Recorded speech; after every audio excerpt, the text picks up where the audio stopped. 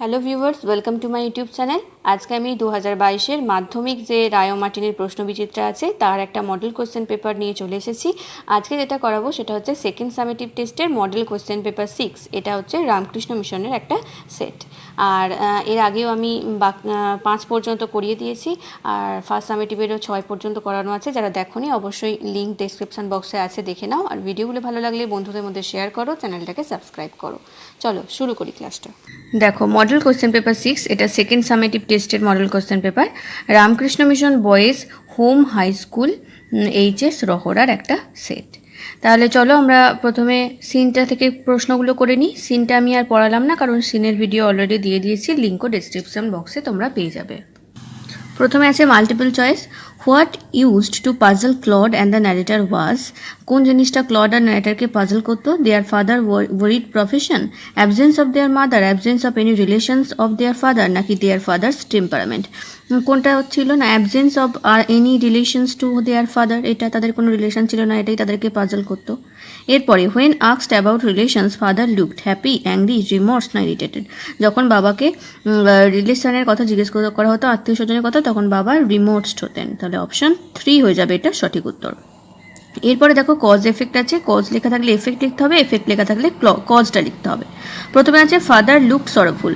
বাবা খুব দুঃখিত, বাবাকে খুব দুঃখিত দেখাতো। এর ফলে কি হতো? এর ফলে Claude and the narrator thought it would be better not to ask about relatives. Claude আর ন্যারেটার ভাবতো বাবাকে যদি রিলেটিভের ব্যাপারে কোনো জিজ্ঞাসা না করা হতো তাহলেই বোধহয় ভালো হতো। এরপরে দেখো এফেক্ট লেখা আছে। Claude and the narrator were puzzled. Claude আর ন্যারেটার খুবই হতভম্ব হয়ে যেত, বিস্মিত হয়ে যেত। কারণ কি? কারণ their father didn't seem to have any relations except them. তার বাবার তারা ছাড়া আর কোনো আত্মীয় স্বজন ছিল না। এটা শুনে তারা পাজলড হতো। এরপর দেখো ট্রু ফলস আছে, তার সাথে সাপোর্টিং সেন্টেন্স লিখতে হবে। প্রথমে আছে the children thought that it would be boring to have relations. বাচ্চারা ভাবতো যে আত্মীয় স্বজন থাকা বোরিং ব্যাপার। এটা কি হবে? ফলস, কারণ এটা কখনোই তারা ভাবতো না। তাহলে সাপোর্টিং সেন্টেন্স হবে এই লাইনটা। We thought it would be so jolly to have an uncle, an aunt and some cousins. এরপর আমরা পোয়েমের পোর্শনে চলে আসবো। দেখো এই পোয়েমটা নেওয়া হয়েছে মাই ওন ট্রু ফ্যামিলি থেকে। আমরা প্রশ্নেতে চলে আসবো সরাসরি। The narrator began to tremble when. Narrator কখন ট্রেম্বল করলো? When he was surrounded by some tribal people, he was tied to a stake, the old lady laughed harshly, he was set free. যখন old lady খুব ভয়ঙ্করভাবে হাসলো, তাহলে the old lady laughed harshly. এরপরে whenever an oak tree is cut down, the number of trees the narrator must plant is. যখনই একটা okay গাছ কাটা হবে তখন ন্যারেটারকে কটা গাছ বসাতে হবে? দুটো। 2, 3, 4, 5 কোনটা হবে? দুটো, 2। তাহলে অপশান এ। এরপরে দেখো দুটো প্রশ্ন আছে। প্রথম প্রশ্ন, what does the poet mean when he says I came twice awake. যখন কবি বলেছেন যে আমি দ্বিতীয়বারের জন্য জেগে উঠলাম, তখন এটা বলার মধ্যে দিয়ে কবি কি বোঝাতে চেয়েছেন? এটার উত্তর হয়ে যাবে by the quoted line the poet wants to mean that the poet came awake for the first time when his inner consciousness was awakened by discovering the cruelty done by human beings to nature, আর this awakened of an inner self help to awake his outer self to create a bondage with nature. তাহলে প্রথমবার যখন জেগে উঠলেন তখন কীভাবে জেগে উঠলেন না, তার কনসাসনেস ফিরে এলো যে প্রকৃতির প্রতি মানুষ যেরকম অকথ্য অত্যাচার করে গাছ কেটে। আর দ্বিতীয়বার যখন জেগে উঠলো তখন তার আউটার সেলফটা জেগে উঠলো। প্রথমে ইনার সেলফ আর তারপরে দ্বিতীয়বারে হচ্ছে তার আউটার সেলফ জেগে উঠলো, যাতে করে সে বুঝতে পারলো যে তার সাথে মানে মানুষের সাথে প্রকৃতির বন্ডেজটা বা যোগাযোগটা কীরকম। সেকেন্ড প্রশ্ন আছে what would happen to the narrator if he did not swear. যদি কবি বা ন্যারেটার যদি সোয়্যার বা কথা না দেয়, তাহলে প্রতিজ্ঞা না করে, তাহলে কি হবে? দেখো এই উত্তরটা হয়ে যাবে if the narrator did not swear the oak trees threaten to kill him by wrinkling over their bark over him and rooting him fixed among the trees. তাহলে যদি না প্রতিজ্ঞা করে তাহলে ওক গাছ তাদেরকে ন্যারেটারকে তাদের যে শেকড়ে জড়িয়ে একেবারে কুঁকড়ে দেবে। তার মানে কি? যে মেরে ফেলবে গাছ তাদেরকে। এরপরে আমরা আনসিন পোর্শনে চলে আসবো। দেখো প্রথমে আনসিনটা পড়ে মানেটা বুঝি, তারপরে প্রশ্নগুলো করবো। Two do well in the examination is not difficult or impossible. পরীক্ষায় ভালো ফল করা কোনো কঠিন বা অসম্ভব কাজ না।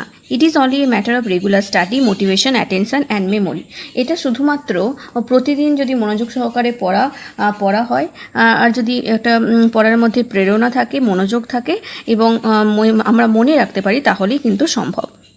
Regular study means revising what ever lessons have been taught in the classroom. Regular study প্রতিদিনকার পড়া বলতে এটাকেই বোঝায় যে প্রতিদিন যেটা ক্লাসে পড়া হবে সেটা রিভিশন করা, সেটা আবার বারবার পড়া। It will ensure enough repetition before examinations. অবশ্যই কিন্তু পরীক্ষার আগে বারবার রিপিট করতে হবে, রিভাইজ করতে হবে। This is very important for getting high marks. আর ভালো নাম্বার পাওয়ার জন্য এটা খুবই গুরুত্বপূর্ণ একটা বিষয়। You need motivation to study without break. Break ছাড়া কোনো প্রকার ব্রেক ছাড়াই তোমাকে মোটিভেশন পেতে হবে স্টাডির জন্য, পড়াশোনা করার জন্য প্রেরণা পেতে হবে। So reward yourself with a gift when after you have performed well in the examinations. আর পরীক্ষায় ভালো ফল করার পর সেই ভালো ফলটাই তুমি নিজেকে গিফট হিসাবে দাও। This will motivate you further in your efforts. আর এই ঘটনাটাই তোমাকে পরবর্তীকালে পড়ার জন্য আরও প্রেরণা যোগাবে। Attention means concentration. অ্যাটেনশন বা মনোযোগ মানে হচ্ছে কনসেন্ট্রেশন, মানে হচ্ছে একাগ্রতা। You must sit down to study at a particular time and particular place. তোমাকে পড়ার জন্য একটা নির্দিষ্ট সময়ে নির্দিষ্ট জায়গায় রোজ পড়তে বসতে হবে। If you read without giving all your attention you will have to do it again. যদি তুমি মনোযোগ সহকারে পড়তে না পারো তাহলে আবার সেই পড়াটা তোমাকে পড়তে হবে। Some students complain of poor memory. কিছু কিছু ছাত্রছাত্রী কম স্মৃতিশক্তি নিয়ে অভিযোগ জানায়। You can improve your memory by repeating your lessons and recitations. কিন্তু একজন তার স্মৃতি বাড়াতে পারে যদি সে বারবার পড়াটা পড়ে এবং বারবার জোরে জোরে পড়ে। After studying one subject take a gap of 15 to 20 minutes to relax before you take up a new subject.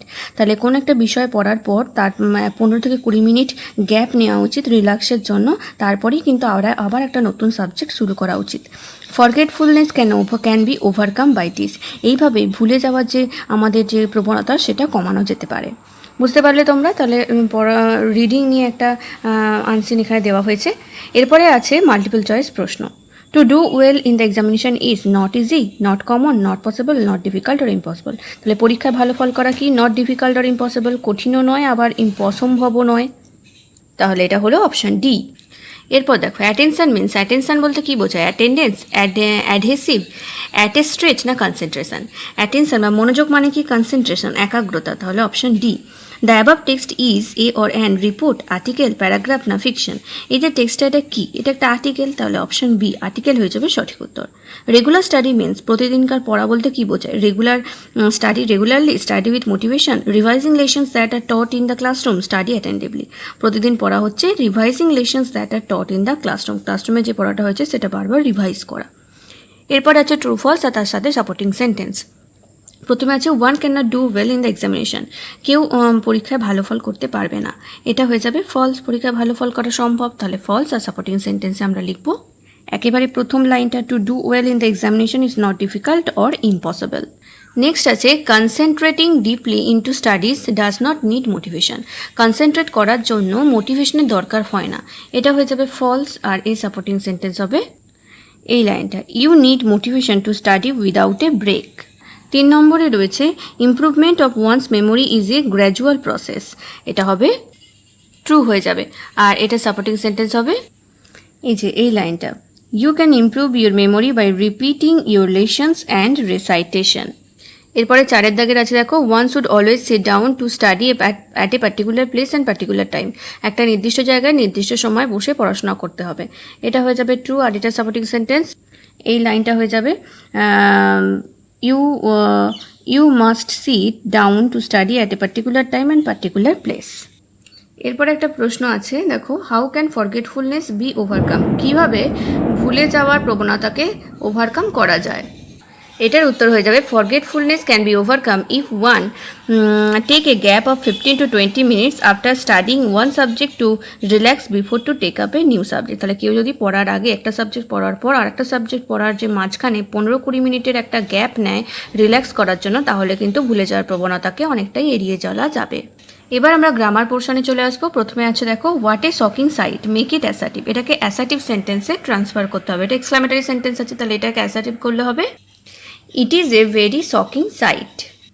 2 নম্বরে আছে, you have some duties you must perform them. Join the sentences with an infinitive. Infinitive দিয়ে দুটো সেন্টেন্সকে join করতে হবে। উত্তর হয়ে যাবে you have some duties to perform. দেখো আমি টু দিয়ে যোগ করলাম, মানে ইনফিনিটিভ দিয়ে যোগ করলাম।